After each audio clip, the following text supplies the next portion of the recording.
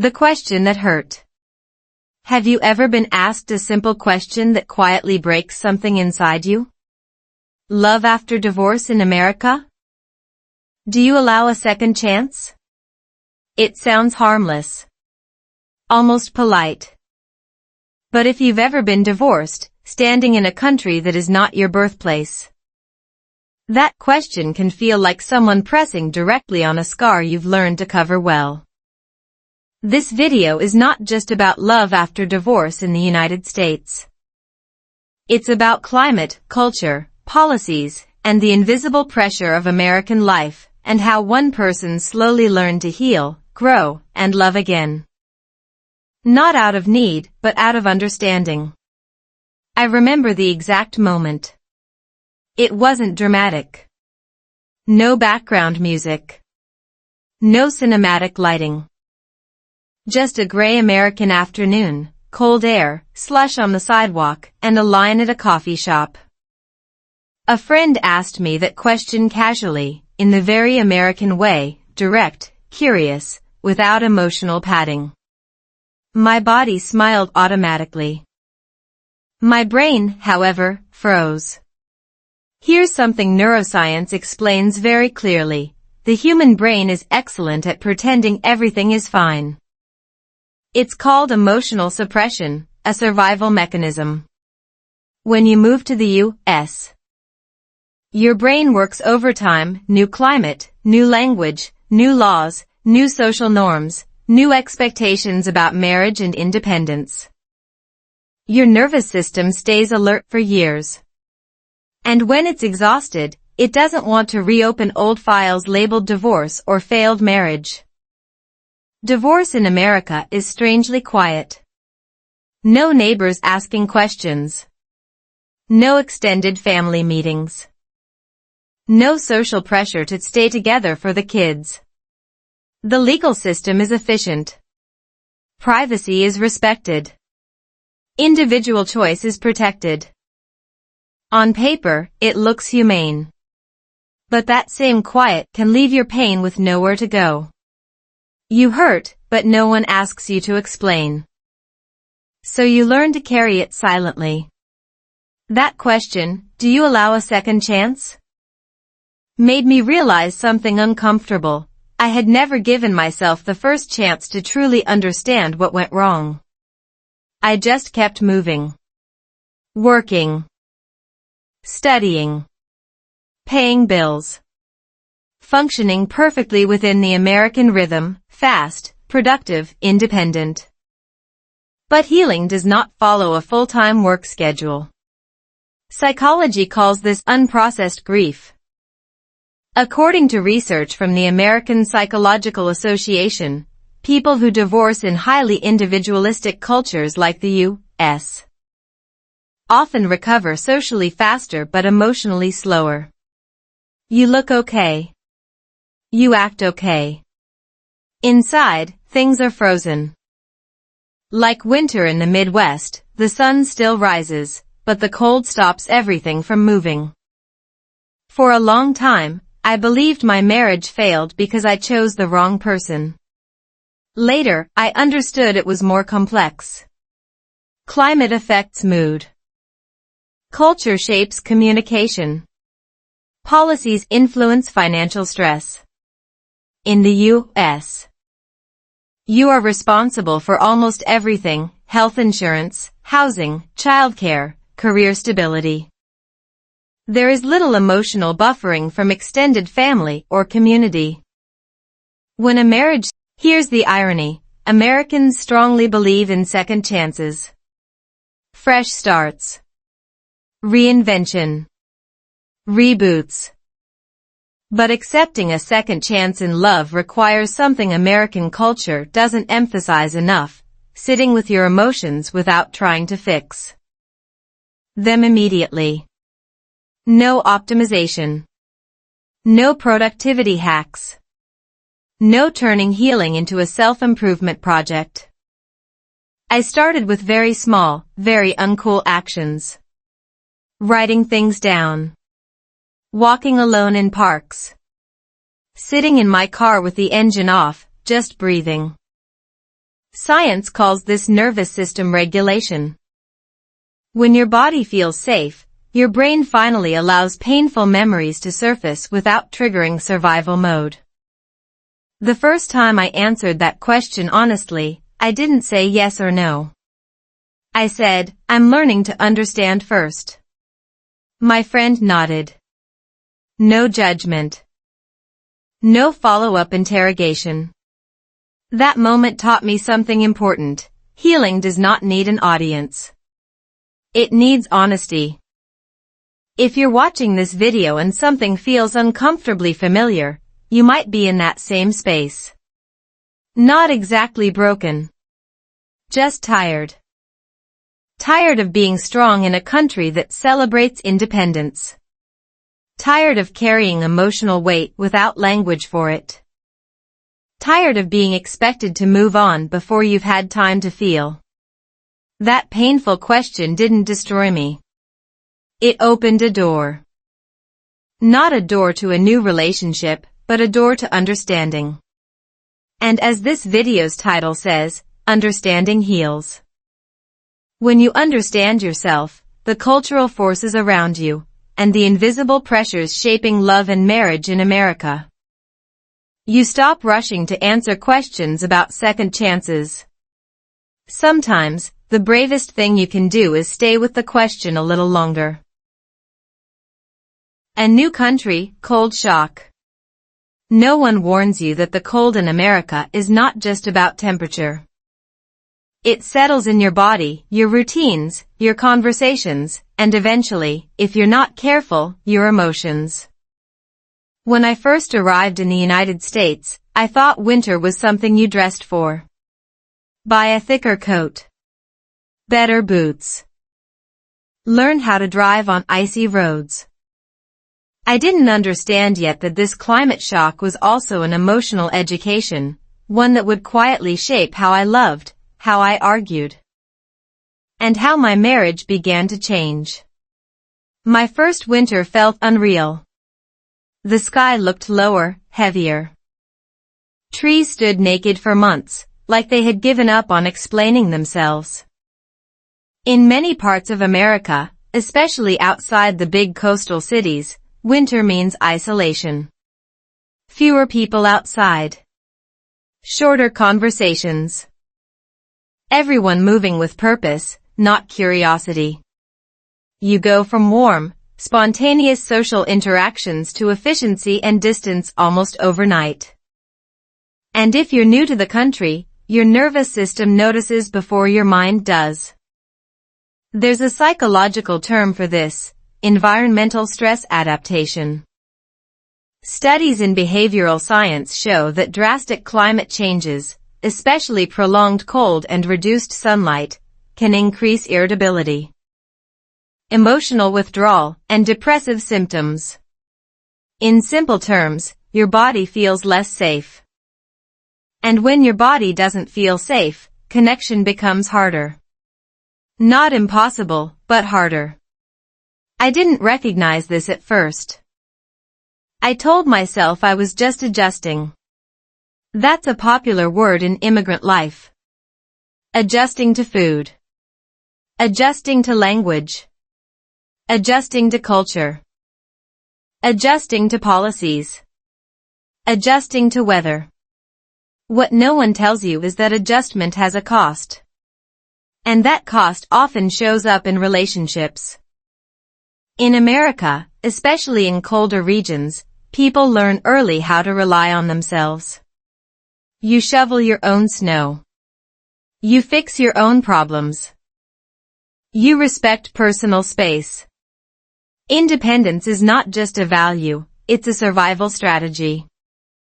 Coming from a culture where warmth is both physical and emotional, I didn't realize how deeply this would affect my marriage. We were both adapting, but in different ways. And adaptation without communication slowly becomes distance. The cultural shock wasn't loud. It was subtle. In warmer climates, people linger. In colder climates, people plan. Social life moves indoors, behind schedules and invitations. Spontaneity decreases. Emotional check-ins become less frequent, replaced by logistical conversations. Who's picking up groceries? Who's paying which bill? Who's responsible for what? Love becomes organized. And when love becomes too organized, it can start to feel transactional. American policies reinforce this structure. Healthcare tied to employment. Housing tied to credit scores. Childcare tied to income. The system rewards stability and punishes emotional messiness. There's very little room for "I'm not okay right now." So couples often push through stress instead of pausing to understand it. Over time, that pressure hardens. I remember realizing this one evening after work. It was already dark at 5 o'clock. The house was quiet. Too quiet. Not peaceful, empty. I stood by the window watching snow fall, thinking about how different this felt from everything I knew. My partner and I were in the same room, but emotionally, we were in different climates. That's when it hit me, we weren't fighting because we didn't love each other. We were struggling because we were both cold in ways we didn't know how to describe. Neuroscience explains this well. When humans experience prolonged environmental stress, the brain prioritizes efficiency over connection. The prefrontal cortex focuses on problem solving. Emotional nuance takes a back seat. You don't stop caring, you just don't have the energy to show it. Over time, both partners feel unseen, even though no one is intentionally withdrawing. This is where many marriages in America quietly fracture. Not from betrayal. Not from dramatic conflict. But from accumulated adaptation fatigue. You're both surviving, but no one is nurturing the relationship. And because American culture values self-sufficiency, asking for emotional support can feel like failure. After my divorce, I looked back at those early years and finally saw the pattern. The climate wasn't just outside. It had entered our rhythms. Our silences. Our assumptions. I stopped blaming myself as an individual and started understanding the system I was living in. That shift alone was deeply healing. Healing doesn't mean rewriting the past with kindness. It means understanding it with accuracy. When you understand how climate, culture, and policy shape behavior, you stop personalizing everything. You stop asking, "What's wrong with me?" and start asking, "What was I adapting to?" I began to make small changes. Intentional warmth. Longer conversations. Slower mornings. Light exposure during winter. Social contact even when it felt inconvenient. These weren't grand gestures. They were nervous system care. And science supports this. Small environmental and behavioral adjustments significantly improve emotional regulation and relational satisfaction. If you're living in America and feeling emotionally numb, disconnected, or unusually tired in your relationships, it doesn't automatically mean something is broken. It might mean you're cold in ways you haven't acknowledged yet. And cold doesn't mean dead. It means waiting for warmth. Understanding this didn't save my marriage. But it saved me from carrying unnecessary shame. It allowed me to heal without self-blame. And it prepared me for healthier connections later, not by changing who I was, but by respecting the environment I was in. America teaches you how to survive winter. Healing teaches you how to feel again. Marriage under pressure. Marriage doesn't usually break in one loud moment. It bends first. Quietly. Under pressure so constant you stop noticing it, like living underwater and forgetting what dry air feels like. When people talk about marriage problems in America, they often look for dramatic reasons: infidelity, betrayal, big arguments. What I learned living and loving here is far less cinematic and far more common. Many marriages don't collapse from one mistake. They slowly compress under systems, expectations, and cultural pressure until there's no space left to breathe. When my marriage began to feel heavy, I couldn't explain why. On paper, everything looked fine. We were doing what couples in the U.S. are supposed to do. Working. Planning. Budgeting. Being responsible adults. But emotionally, something was off. Conversations became shorter. Touch became rarer. Silence started to feel safer than honesty. And that scared me more than conflict ever could. In the United States, marriage exists inside a very specific structure. Love is expected to coexist with independence. Partnership is encouraged, but dependence is quietly discouraged. You are taught, explicitly and implicitly, that you should be able to stand on your own. Emotionally, financially, psychologically. That belief shapes how couples behave under stress. When things get hard, many people turn inward instead of toward each other. Psychologists call this self-reliance bias. Research shows that in highly individualistic cultures, people often interpret emotional needs as personal weaknesses rather than relational signals. So instead of saying, "I'm overwhelmed and I need you," you say, "I'll deal with it." Multiply that mindset by two people in a marriage, and you get distance disguised as strength. American policies don't help reduce that pressure. Health insurance tied to employment. Housing costs rising faster than wages. Childcare expenses that rival rent. Legal systems that require constant documentation and planning. None of this is romantic, but all of it enters the marriage. Stress doesn't knock before it comes in. It sits at the table with you every day. I remember evenings where we talked more about logistics than feelings. Who paid which bill? Whose job had better benefits? What plan made the most sense long-term? These conversations felt responsible, mature, and exhausting. Love didn't disappear. It just got buried under practicality. And practicality, when unchecked, can suffocate intimacy. Neuroscience explains why this happens. Chronic stress activates the brain's threat response system. When cortisol levels stay high, the brain prioritizes control and predictability. Emotional vulnerability feels risky. Instead of connection, you seek stability. Instead of openness, you choose efficiency. Over time, partners stop sharing their inner world, not because they don't care, but because their nervous systems are tired. Another pressure point was cultural misunderstanding. Even when two people speak the same language, they may be speaking from different emotional cultures. In America, directness is valued.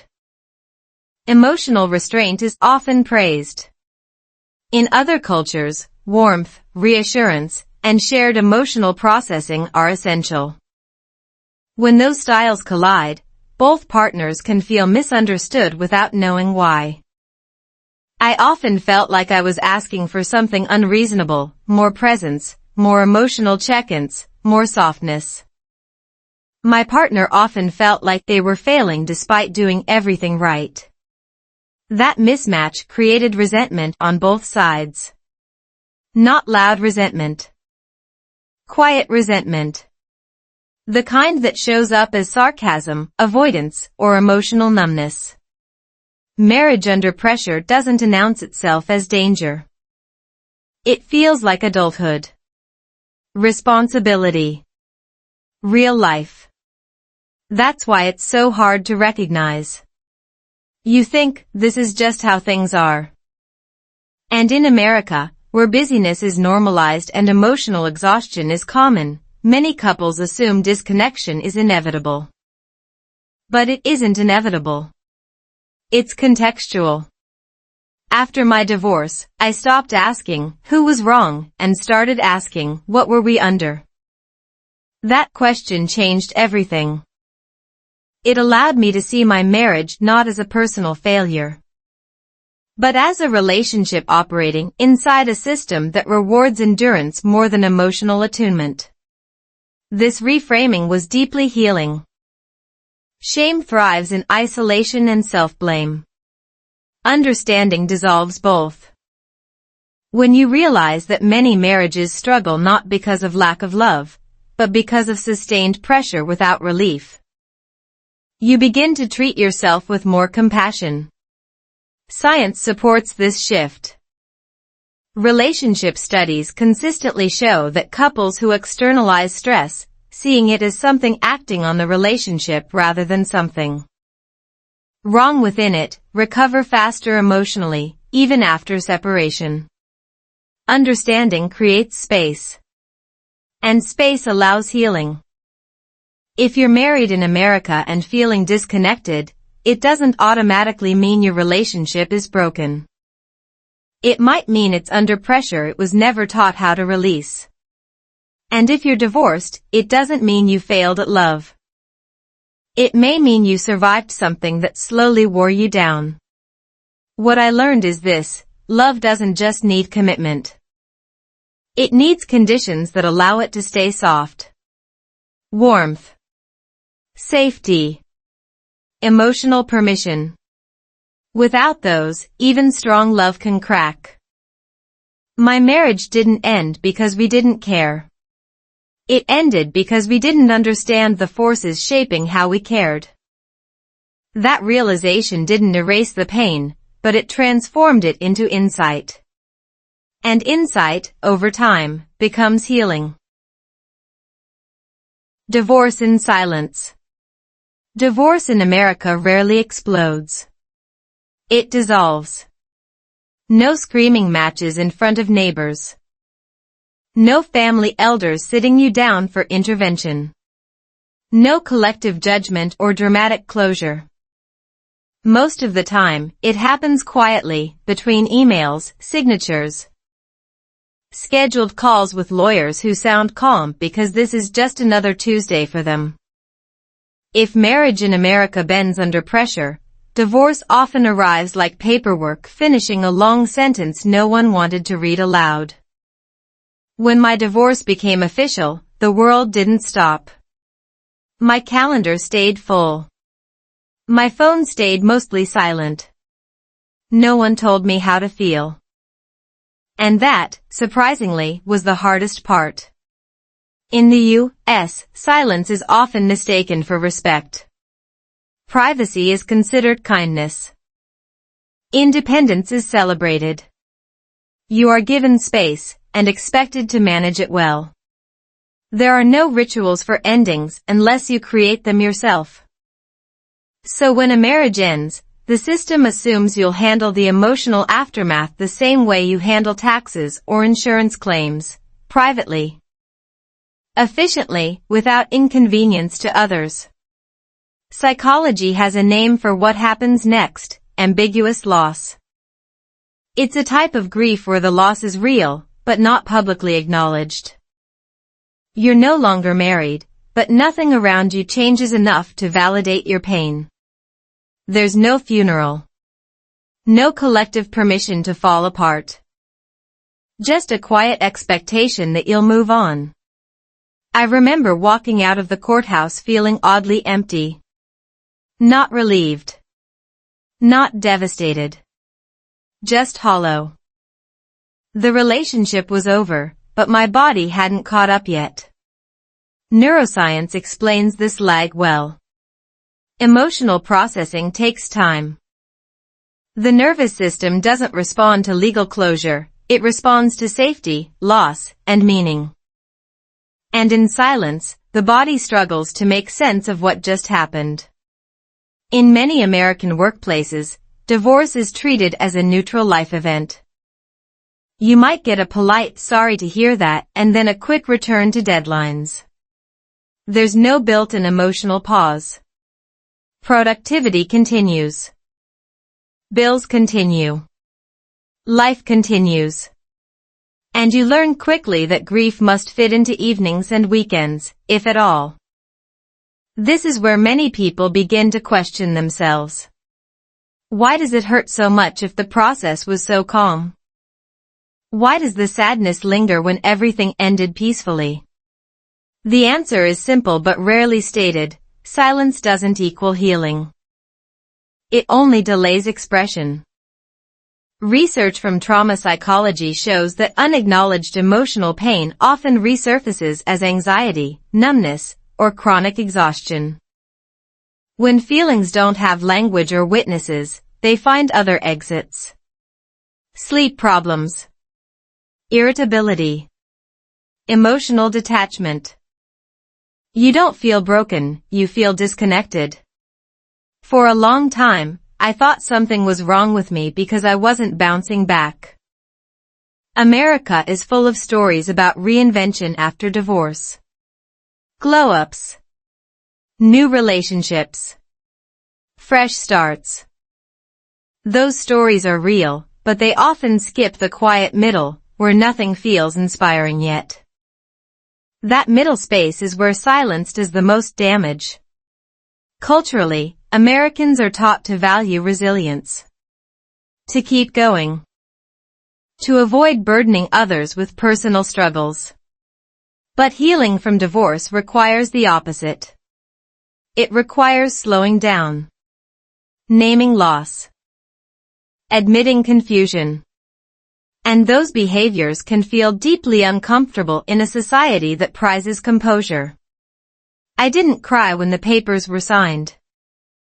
I cried weeks later, alone, while doing something ordinary, washing dishes, of all things.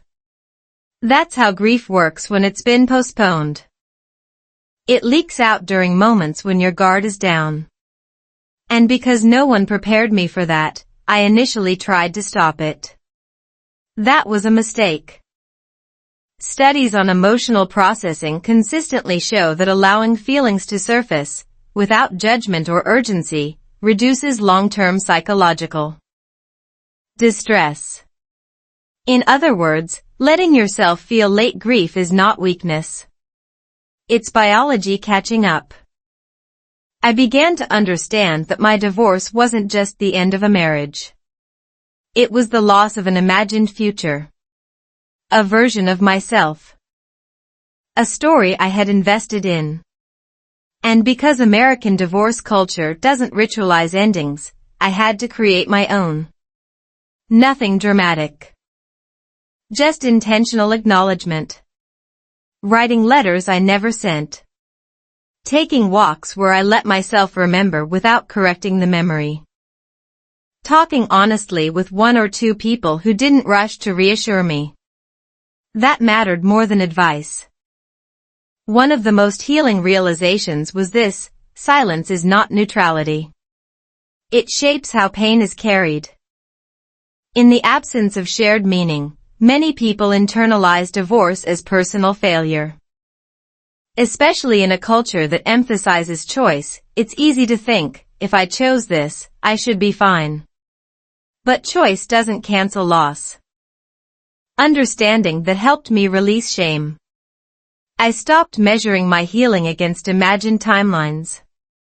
I stopped asking why I wasn't over it yet. Instead, I asked better questions: what hasn't been acknowledged? What part of this ending hasn't been witnessed? If you're going through divorce in America, or still carrying one years later, and it feels strangely isolating, you're not imagining it. The system is designed for efficiency, not emotional integration. That doesn't mean you're failing. It means you're human in a structure that doesn't pause for grief. Healing in silence is possible, but healing through understanding is gentler. Once I stopped fighting the quiet and started listening to what it held, something shifted. The silence wasn't empty anymore. It became space. Space to redefine myself. Space to learn. Space to heal without rushing toward the next chapter. Divorce didn't end loudly. But its echo taught me how much attention endings deserve. Loneliness after freedom. Freedom is supposed to feel light. That's the promise. Especially in America. After divorce, people expect you to breathe easier, sleep better, move faster. You're free now. No compromises. No negotiations. No emotional weight. But what no one prepares you for is this: freedom can be painfully quiet. And loneliness often arrives wearing the disguise of independence. After my divorce, nothing was stopping me anymore. I could structure my days exactly how I wanted. Eat when I wanted. Go where I wanted. Make decisions without checking in. On the surface, it felt empowering. Underneath, something felt hollow. Not immediately. Loneliness is patient. It waits until the excitement fades, until the noise of survival settles, and then it speaks. In America, freedom is a core value. You're encouraged to be self-sufficient, emotionally contained, and forward-moving. After divorce, that message gets louder. You'll be fine. You're strong. This is a new chapter. All well-meaning. All incomplete. Because while freedom removes constraints, it doesn't automatically create connection.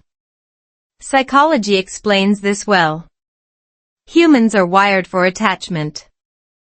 When a long-term bond ends, the nervous system doesn't celebrate autonomy, it looks for safety. Research on attachment theory shows that even when a relationship was imperfect, the body still misses familiarity. Not the person necessarily, but the rhythm. The shared presence. The sense of being witnessed. In the U.S., loneliness after divorce is rarely talked about openly. Independence is praised so much that admitting loneliness can feel like failure. You're free, why aren't you happier? That internal question can be more painful than the loneliness itself. I remember evenings where the silence felt louder than arguments ever did. I would sit in my apartment, everything orderly, everything calm, and feel an ache I couldn't name. Not sadness exactly. Not regret. Just the absence of shared existence. No one to debrief the day with. No one to laugh quietly with over nothing important. Neuroscience calls this social deprivation. When regular emotional contact disappears, the brain experiences it similarly to physical pain. Studies show that loneliness activates the same neural pathways as injury. This isn't weakness. It's biology. Your system was designed for connection, not constant self-reliance. American culture often responds to loneliness with solutions: dating apps, hobbies, productivity, self-care routines. Those can help, but they don't address the core experience. Loneliness after divorce isn't about being alone, it's about no longer being known in the way you once were. I tried filling my time. Working more. Exercising harder. Saying yes to invitations even when I was tired. It helped temporarily. But loneliness doesn't disappear through distraction. It softens through presence. And presence requires slowing down, which can feel uncomfortable in a culture that equates stillness with stagnation. What shifted things for me was understanding that loneliness wasn't a problem to fix, it was a signal. A signal that my nervous system was recalibrating. That my identity, once formed in relation to another person, was reorganizing. That process is not linear, and it's not fast. Science supports this. Post-divorce adjustment studies show that people often experience a delayed loneliness phase after initial relief. First comes autonomy. Then comes awareness. This doesn't mean you made the wrong decision. It means you're human, transitioning between attachment patterns. Another layer of loneliness in America comes from physical distance. Families are often spread across states or countries.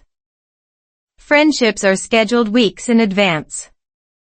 Social interactions are efficient but brief. Without a built-in support network, emotional isolation can deepen, especially for immigrants or those far from their original community. I stopped judging myself for feeling lonely. That was the beginning of healing. Instead of asking, "What's wrong with me?" I asked, "What part of me is asking to be seen?" That shift changed how I responded. I started choosing depth over distraction. One meaningful conversation instead of 10 shallow ones. Time in nature. Therapy. Community spaces where vulnerability wasn't rushed. Loneliness doesn't mean you're failing at freedom. It means freedom has removed the noise, and now you can hear yourself. That can be unsettling. But it's also an opportunity. Without the constant feedback loop of a relationship, you get to rediscover your internal rhythm. Your values. Your boundaries. This doesn't mean you should isolate yourself indefinitely. Healing requires connection. But it does mean learning the difference between connection and attachment. Between choosing companionship and using it to avoid yourself. In America, the narrative often jumps from divorce straight to reinvention. New love. New identity. New life. But there's a necessary middle space, a quiet one, where loneliness teaches you what you actually need. Skip that space, and patterns repeat. Stay with it, and something real begins to form. Loneliness after freedom is not a step backward. It's a threshold. On one side is who you were in relationship. On the other is who you are becoming. Standing there feels uncomfortable because it's unfamiliar. But unfamiliar doesn't mean unsafe. I didn't cure loneliness. I learned how to listen to it. And once I did, it stopped feeling like an enemy. It became a guide, pointing me toward deeper self-understanding, healthier future connections, and a version of freedom that included warmth. Not just space. Freedom without connection feels empty. Connection without freedom feels suffocating. Healing is learning how to hold both. Understanding cultural gaps. At some point, I stopped asking why love felt harder in America, and started asking what language love was being spoken in. Not English. Not my native tongue. But something quieter, more invisible, cultural expectations.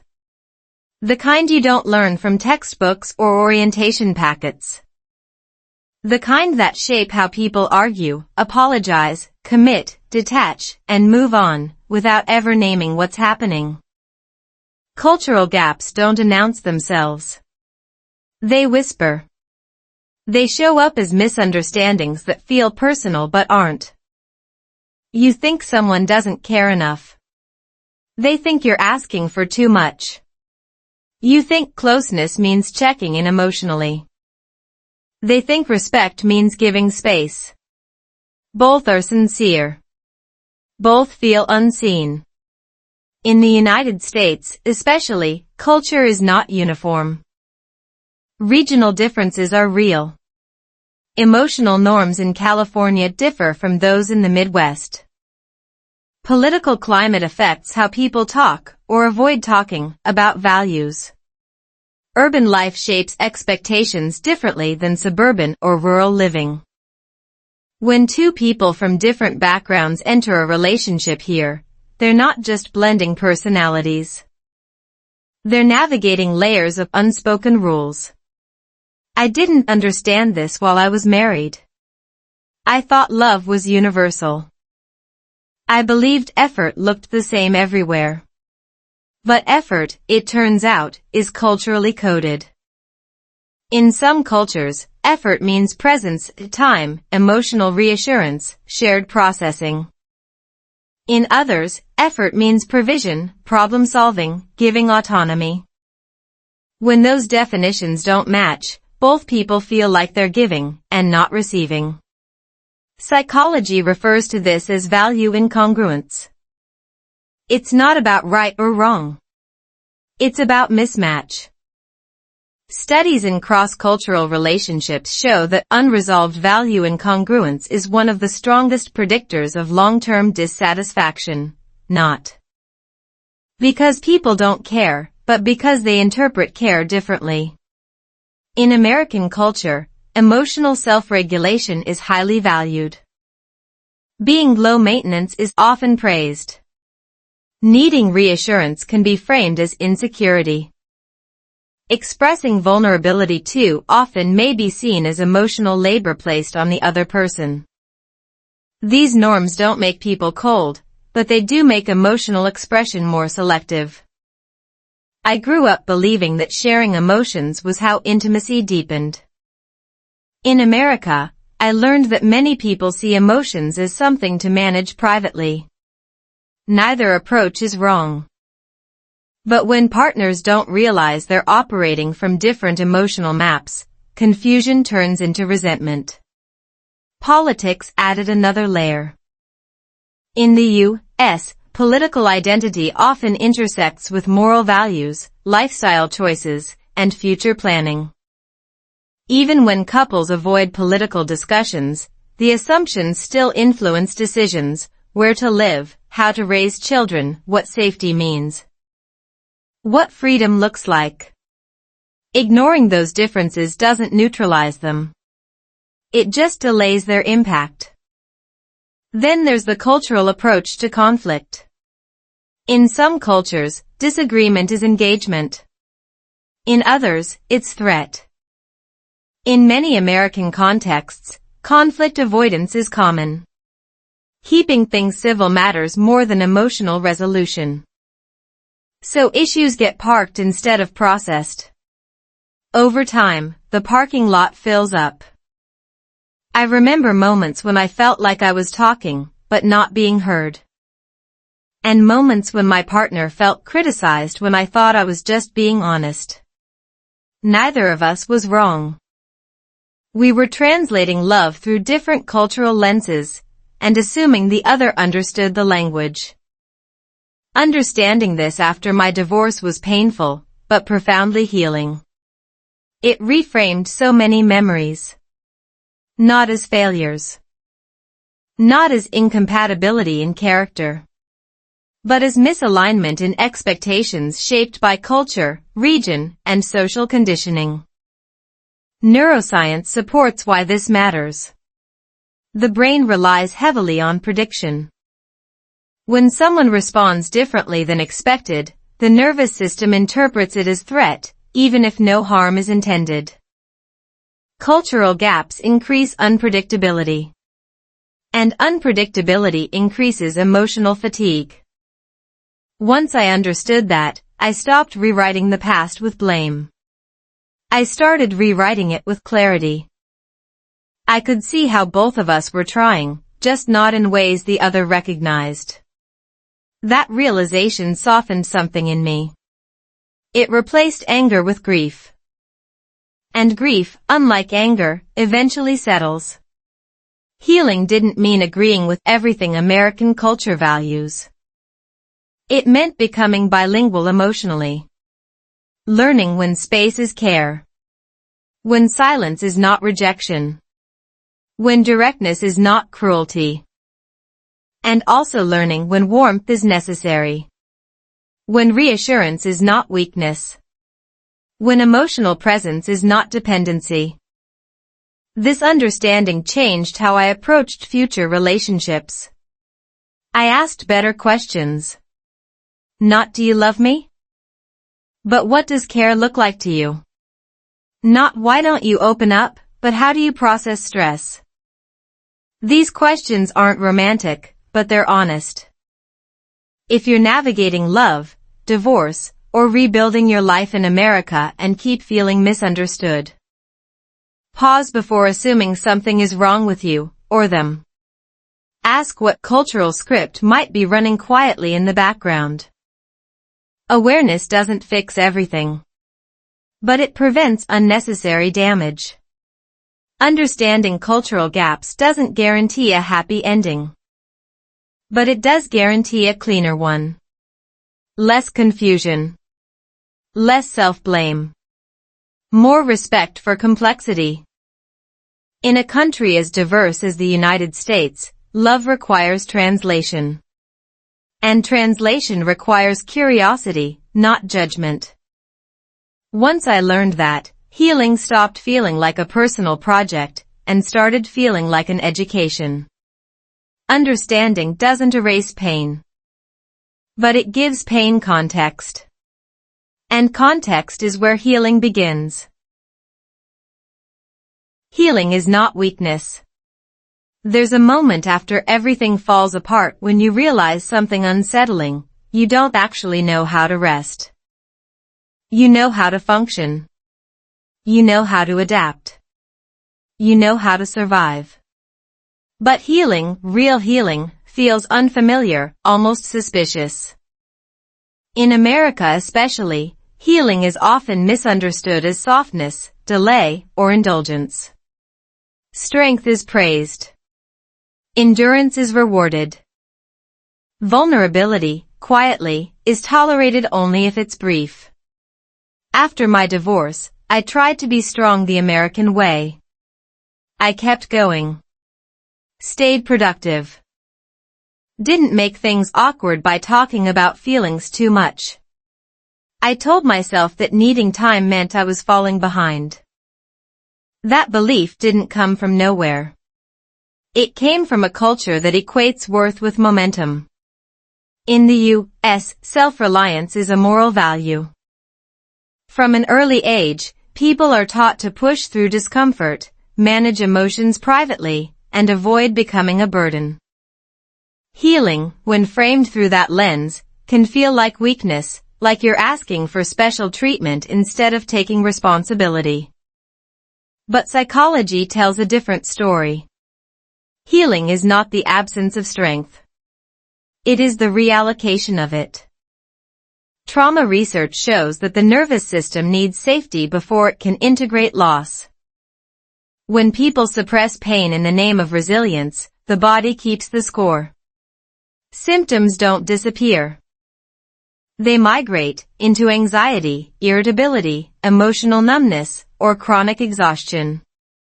I learned this the hard way. I didn't collapse. I didn't fall apart. I just felt flat. Days passed efficiently. Nights felt long. Joy felt muted. I kept telling myself I was fine because nothing was visibly wrong. But inside, something was still bracing for impact. That's when I started to understand that healing wasn't about fixing what was broken. It was about allowing what had been held together too tightly to finally relax. In American culture, there's an unspoken hierarchy of emotions. Confidence ranks high. Sadness is acceptable if it's brief. Anger is tolerated if it's productive. But grief, especially quiet, lingering grief, makes people uncomfortable. It doesn't resolve quickly. It doesn't motivate. It asks for space. So many people skip healing because they don't want to be seen as stuck. I almost did. What changed was learning how the nervous system actually works. When you experience prolonged stress, emotional, relational, environmental, your body adapts by staying alert. This state feels like control, but it's actually protection. Healing begins when the body believes the threat has passed. Not intellectually. Physically. That realization reframed everything. I stopped judging myself for needing rest. I stopped interpreting emotional waves as setbacks. Instead, I treated them as signals. My system wasn't weak.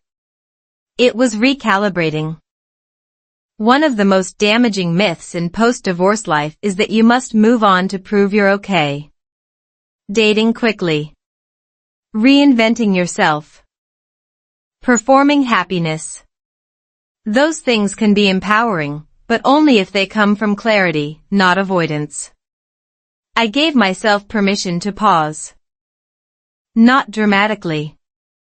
Not publicly. Quietly. I reduced stimulation. I simplified routines.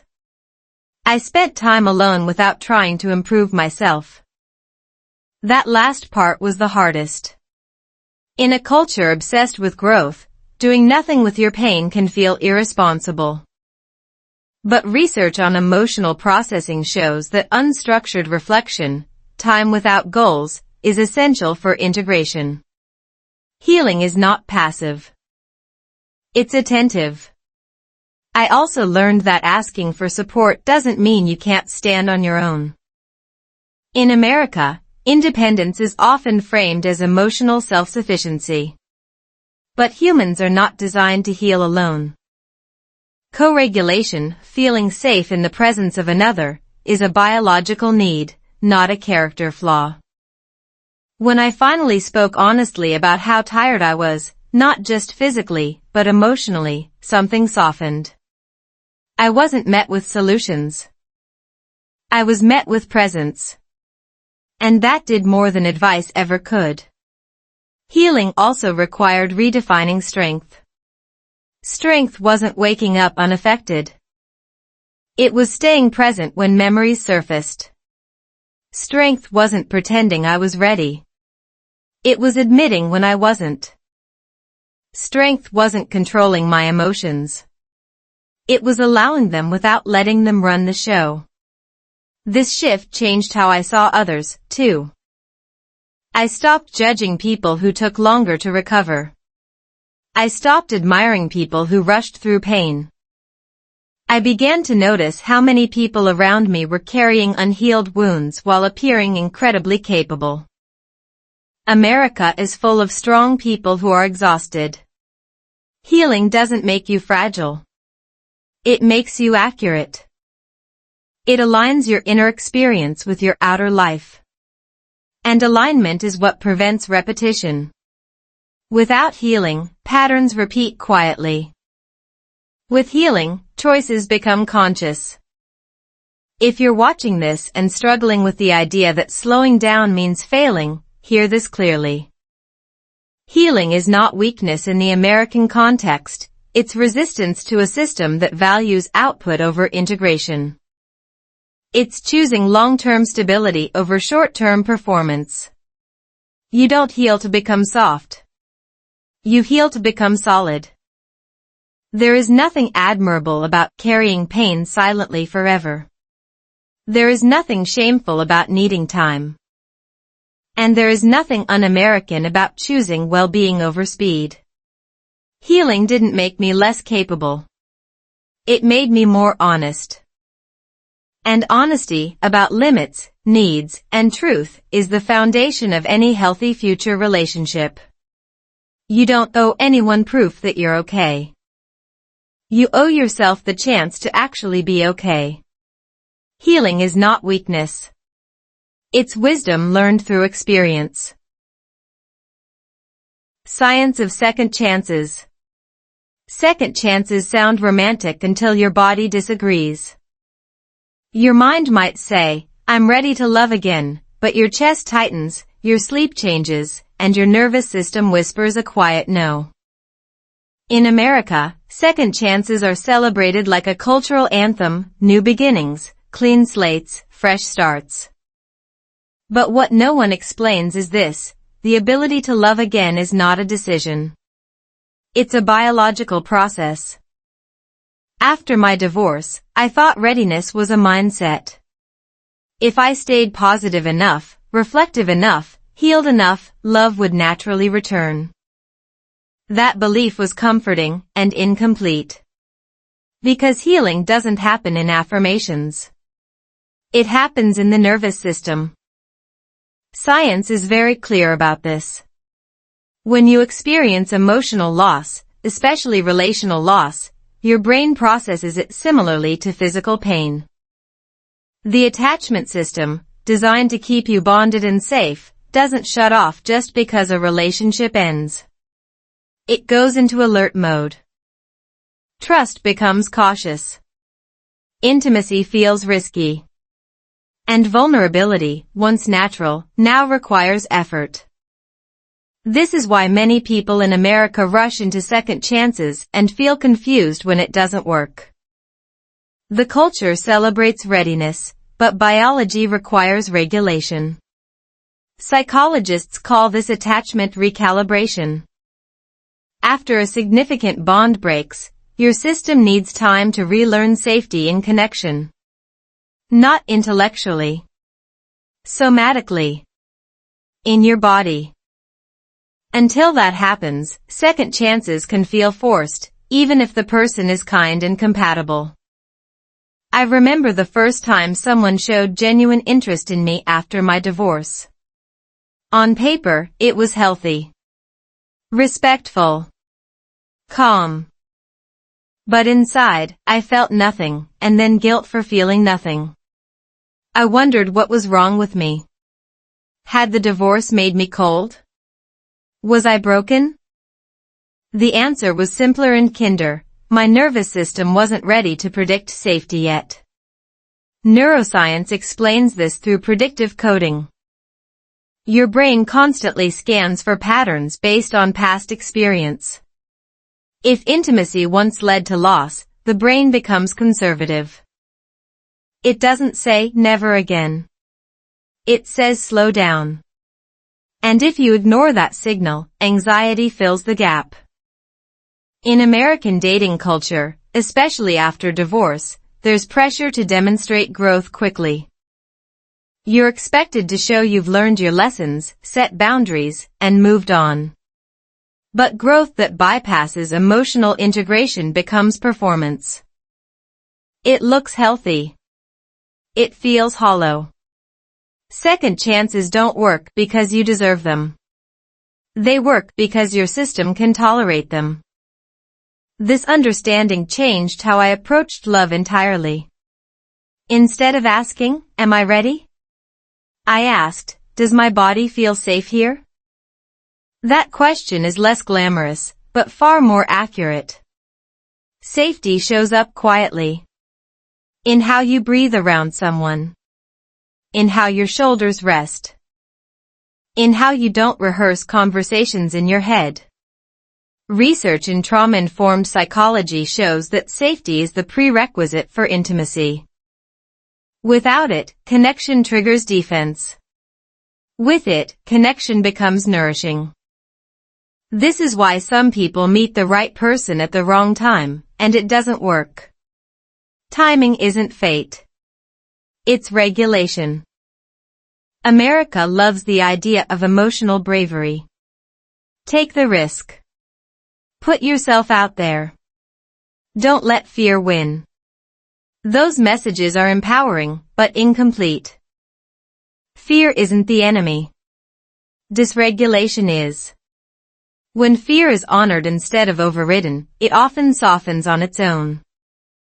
I stopped forcing myself to feel excited. I stopped interpreting neutrality as failure. I allowed curiosity without commitment. Presence without projection. That space gave my nervous system time to update its predictions. Another scientific factor rarely discussed is grief layering. When you love again too quickly, unresolved grief from the past relationship can attach itself to the new one. You're not reacting to what's happening, you're reacting to what hasn't finished happening. This is why second chances sometimes collapse under emotional weight that doesn't belong to them. Understanding this removed urgency. I didn't need to prove I was open. I needed to be honest about where I was. And honesty, as it turns out, is deeply attractive to the right people. Second chances in America often get framed as redemption. As if loving again means you've won against the past. But science tells a quieter story. Second chances are not victories. They're recalibrations. They succeed when the system is ready, not when the ego is. This also explains why some people find love later in life and describe it as calmer, deeper, and less dramatic. It's not because passion disappears. It's because safety increases. The nervous system recognizes stability and stops bracing. If you're watching this and wondering whether you should give love another chance, consider this: readiness is not a deadline. It's a state. And states change when conditions change. Healing your nervous system through consistency, rest, honest reflection, and safe connection does more for your future relationships than any dating strategy ever could. Science confirms what wisdom has always known: love returns when the body believes it can stay.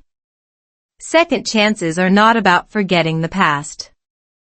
They're about no longer reliving it in your reactions. When understanding replaces pressure, love doesn't feel like a risk. It feels like an invitation. And when that happens, you won't need to ask if you allow a second chance. Your whole system will already know the answer.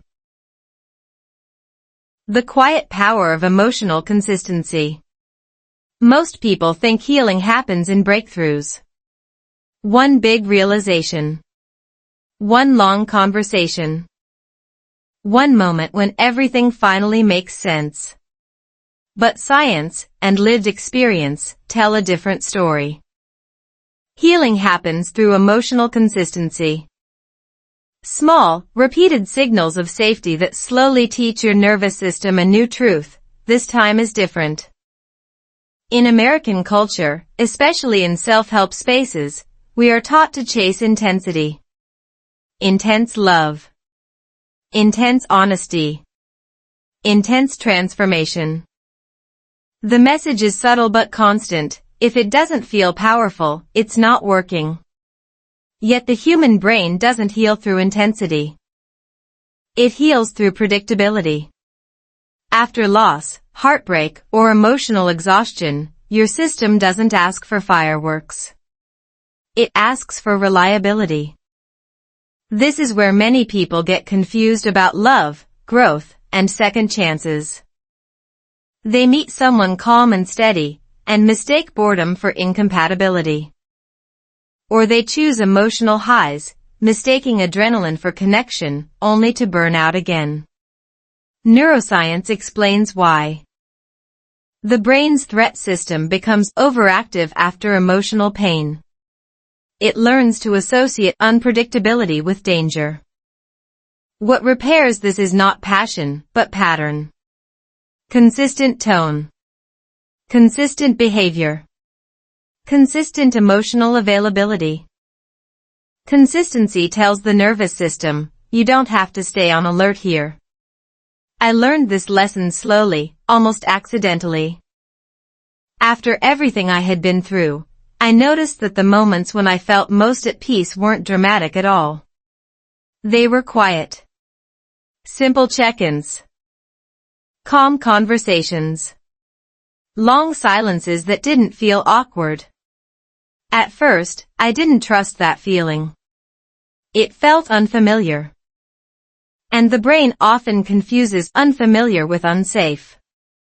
But research in effective neuroscience shows something important: safety often feels boring to a system that has been conditioned to chaos. Not because safety lacks depth, but because the system is used to stimulation as proof of aliveness. In the United States, many adults grow up in environments where love is inconsistent. Praise comes and goes. Attention is conditional. Emotions are unpredictable. Over time, the nervous system adapts by staying alert.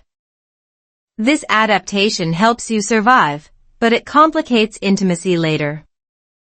When you finally encounter emotional consistency, your system doesn't immediately relax. It watches. It waits. It tests. This is why true healing relationships often feel slow at the beginning. There is no rush. No pressure to perform. No emotional whiplash. Just presence. Psychologists call this earned security. It doesn't come from luck. It comes from repeated experiences where nothing bad happens when you are yourself. Consistency also heals shame. When someone responds to you the same way on good days and bad days, your system learns that love isn't something you earn through perfection. It's something you experience through being human. I used to believe that deep connection required deep conversation all the time. I thought vulnerability meant constant emotional excavation. But I've learned that sometimes the most healing moments are ordinary ones, shared routines, predictable kindness, emotional steadiness. Your brain stores these moments quietly. They don't announce themselves as breakthroughs. But they accumulate. And over time, they change how your body responds to closeness. This matters deeply for anyone seeking a healthy relationship after emotional pain. Because chemistry alone cannot heal you. Compatibility alone cannot heal you. Insight alone cannot heal you. Only consistency can. This is also why boundaries become easier when healing progresses. You don't need to defend yourself as much when your system feels supported. You don't need to explain your worth when it's being demonstrated through steady behavior. In trauma-informed therapy, consistency is considered more important than intensity. A therapist who shows up on time, every time, does more for regulation than one powerful session filled with insight. The same principle applies to love. If you are healing, look for how someone responds over time, not how they impress you once. And if you are offering love, understand this, you don't need to be extraordinary to be healing. You need to be reliable. This understanding reshaped how I viewed my own role in relationships. I stopped trying to be impressive. I focused on being present. On responding instead of reacting. On staying emotionally available even when nothing exciting was happening. And something surprising occurred. The deeper the consistency, the deeper the connection. Not louder. Not more dramatic. Deeper. America often celebrates passion stories, fast, intense, cinematic love. But the relationships that last are rarely cinematic. They are rhythmic. They breathe. They feel safe enough to grow slowly. If you've ever wondered why you feel drawn to calm but scared by it, this is why. Your system is learning something new. And learning takes repetition. Healing doesn't announce itself with fireworks. It whispers through routine. Through emotional reliability. Through the absence of fear. If you are in a season where nothing feels dramatic but everything feels stable, you may be healing more than you realize. And if you are still craving chaos to feel alive, be gentle with yourself. That craving isn't weakness. It's conditioning. And conditioning can change. Emotional consistency is not boring. It is brave. It is the quiet courage to show up the same way, even when no one is watching. And when your nervous system finally learns that consistency equals safety, love stops feeling like something you chase. It becomes something you allow. That is the quiet power of emotional consistency, and why it heals what intensity never could. When you finally stop abandoning yourself. There is a moment in healing that no one prepares you for. It doesn't feel like victory. It doesn't feel dramatic. It feels quiet, almost ordinary. And yet, everything changes. It's the moment you realize you no longer abandon yourself to keep connection. In American culture, especially in relationships, self-abandonment is often disguised as compromise. We are taught to be flexible, understanding, accommodating. Those qualities are not wrong, but when they come at the cost of your inner truth, the body keeps score. For years, I believed love required endurance. Enduring discomfort. Enduring confusion. Enduring silence. I told myself that being patient meant ignoring the subtle signals of misalignment inside me. I didn't call it self-abandonment. I called it maturity. But the nervous system knows the difference. Neuroscience shows that chronic self-suppression, ignoring your needs, emotions, or boundaries, activates the same stress pathways as external threat. Your body doesn't care whether harm comes from outside or inside. If you consistently override your own signals, the system interprets that as danger. This is why so many people feel exhausted in relationships that look fine on the surface. Nothing is obviously wrong, but something is missing. That missing piece is internal safety. After emotional loss or long-term relational strain, many people in the U.S. become hyper-focused on being chosen, on being agreeable, on not being too much. The fear of losing connection becomes stronger than the commitment to self-connection. And slowly, quietly, self-abandonment becomes a habit. I didn't notice it at first. It showed up in small ways. Not mentioning discomfort. Downplaying needs. Explaining away behavior that didn't sit right. Each time, I told myself it was no big deal. But the body noticed. Tension increased. Sleep shifted. A low-grade anxiety settled in. Science explains this through interoception, the brain's ability to sense internal states. When you repeatedly ignore these signals, the brain stops trusting you. Regulation becomes harder. Anxiety increases. Emotional clarity fades. Healing began when I stopped asking, how do I keep this connection? And started asking, what does staying connected to myself require right now? That shift was subtle, but radical. It didn't make me less loving. It made me more honest. And honesty, it turns out, is deeply regulating. Psychological research shows that self-consistency, acting in alignment with your internal values, reduces stress and increases emotional resilience. Not because life becomes easier, but because your system no longer fights itself. The first time I honored my discomfort instead of rationalizing it away, I felt fear. I worried I would be misunderstood, rejected, seen as difficult.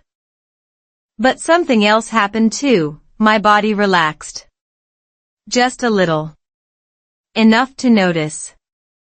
That's how healing often starts, not with relief, but with relief mixed with fear. In American relationship narratives, there's a strong emphasis on self-improvement. Be better. Communicate better. Heal faster.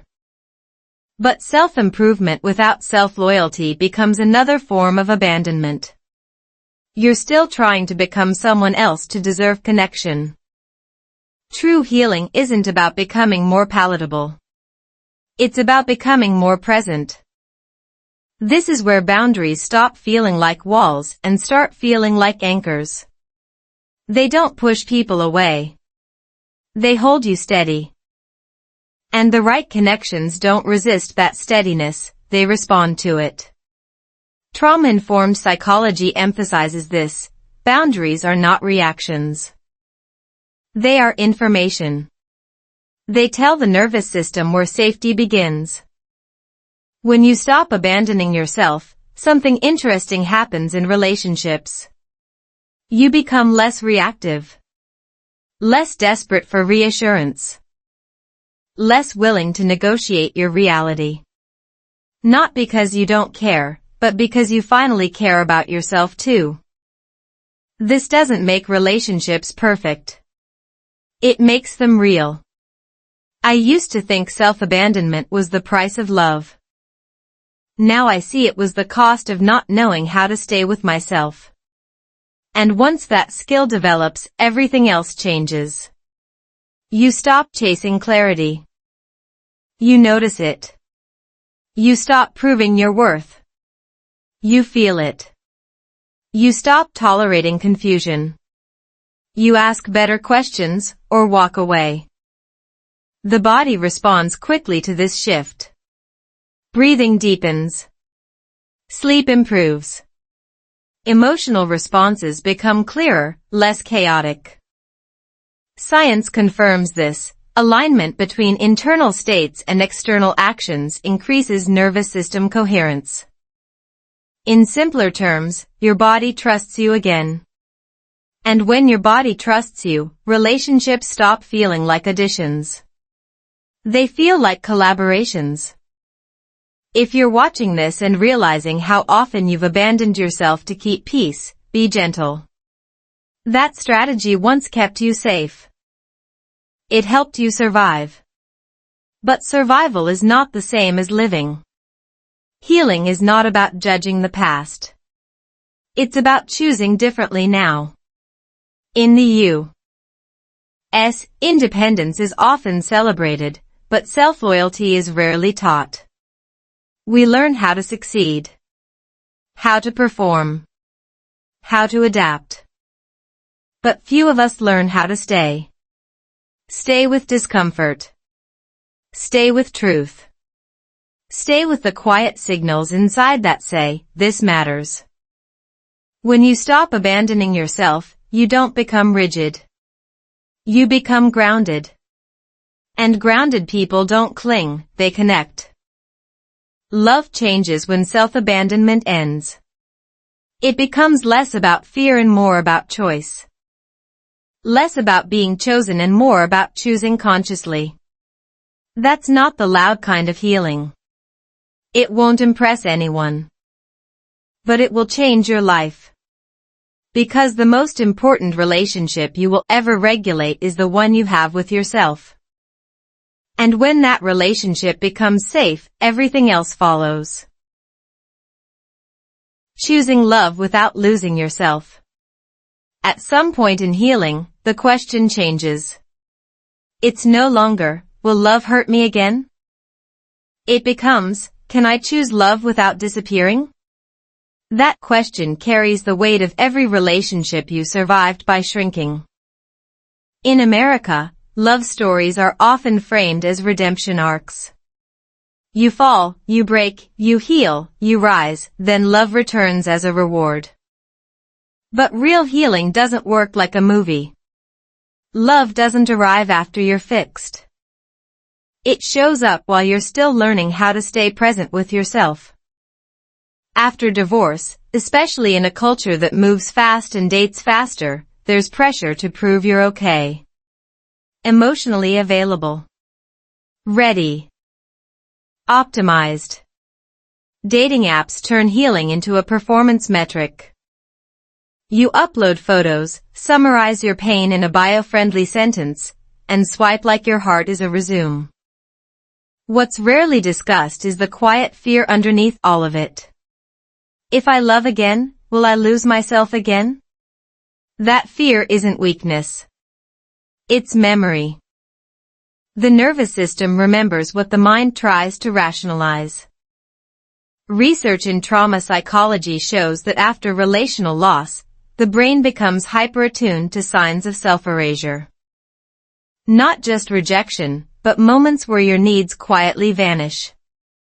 This is why many people feel anxious even in good connections. Love is present, but so is vigilance. The body is scanning, am I safe to be me here? For a long time, I thought choosing love meant overriding that fear. Pushing through it. Being brave.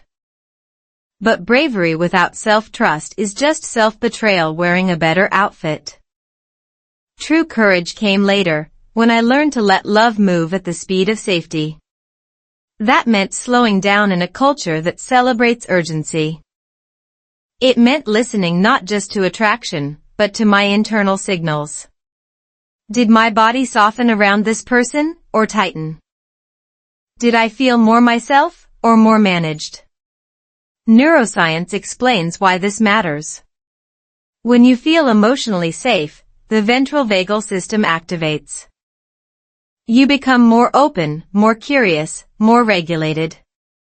When you feel pressured to perform or please, the sympathetic system takes over. You may still function, but you're bracing. Love built on bracing is exhausting.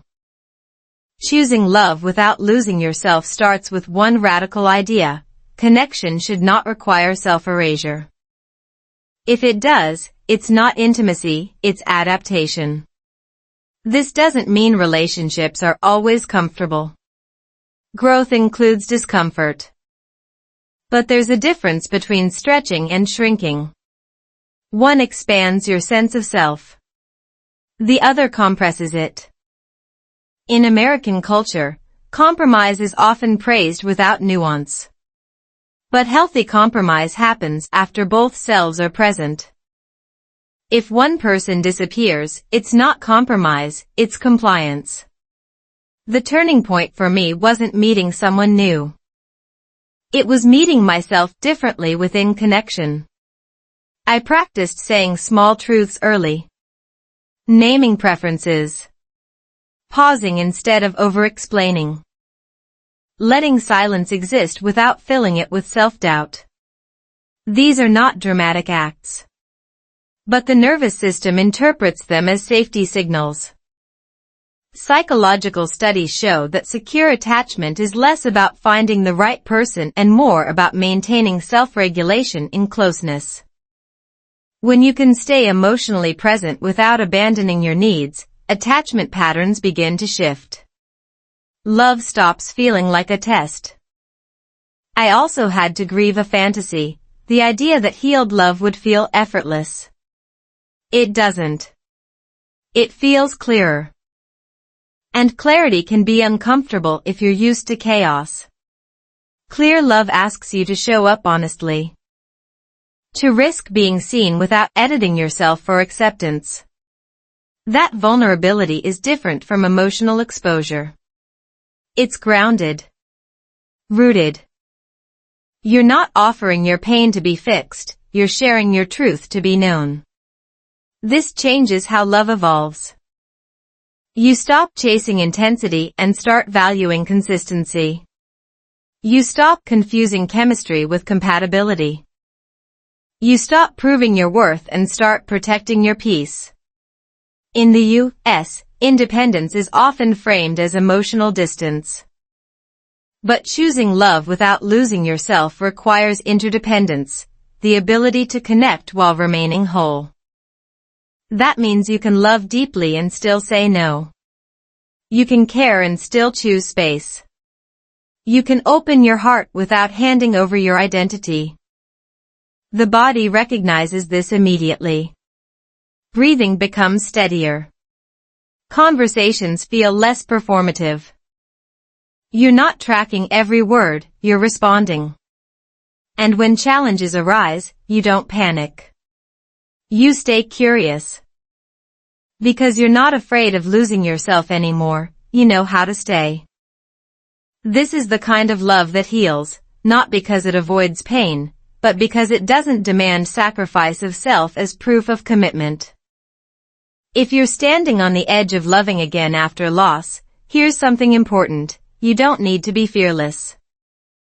You need to be faithful to yourself. Love after divorce isn't about starting over as someone new.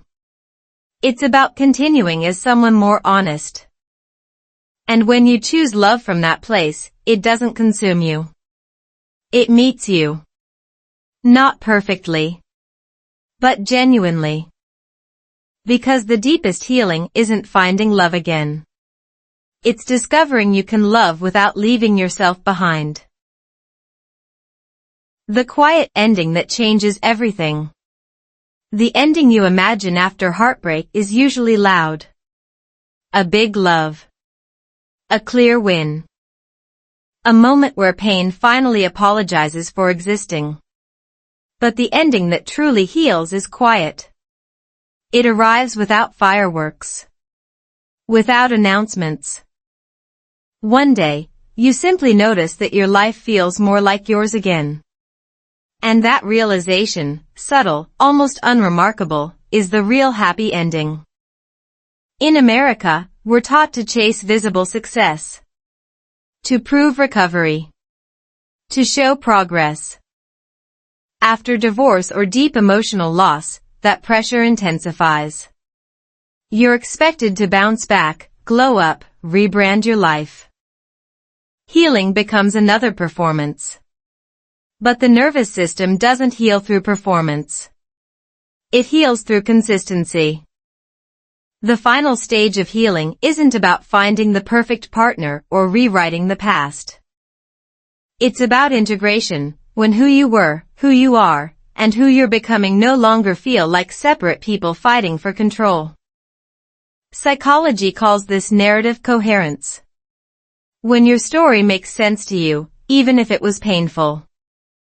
Research shows that people who can integrate loss into a coherent personal narrative experience lower anxiety, better emotional regulation, and greater resilience. In simpler words, peace comes when your story stops arguing with itself. For me, the happy ending wasn't remarriage or some dramatic declaration of love. It was waking up without dread.